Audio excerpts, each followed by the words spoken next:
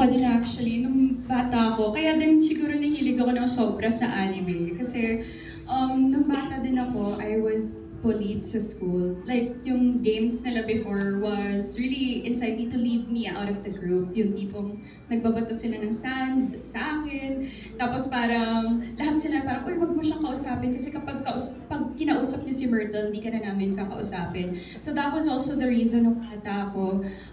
Mas gusto ko na lang lagi sa bahay, na sobrang introverted ko. And nung pinag-usapan namin ni Kina Miss K yung character ko before starting the shoot, actually sinabi ko talaga sa kanila na kung si Portia ganito kasama, yung na-experience ko was something similar sa kay Amira, na ganito kasama si Portia, na ganitong pamubuli. Actually, minsan nakikita ko yung mga nakwento ko before sa writers.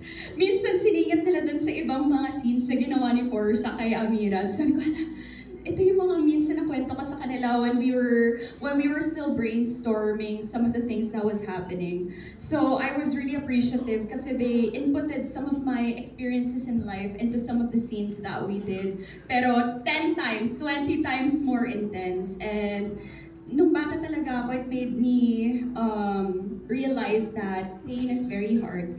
After ako nanalo sa isang reality TV show, nung nag-homecoming ako sa Iloilo, nung dumating ako sa hotel where I was staying for that mall show, nandun yung bully ko, and sabi niya sa akin, uy, napanood ko yung interview mo sa TV, hindi ko alam na ganun pala kasakit yung ginawa ko sa'yo, I'm sorry. Nag-sorry talaga siya, kasi parang bang teleserye before, na parang, oh my gosh, yung bully ko when I was a kid, she watched and she reflected and she realized that sometimes what you do as a kid, you would never see it as really, really bad, not until you see the effect dun sa tao.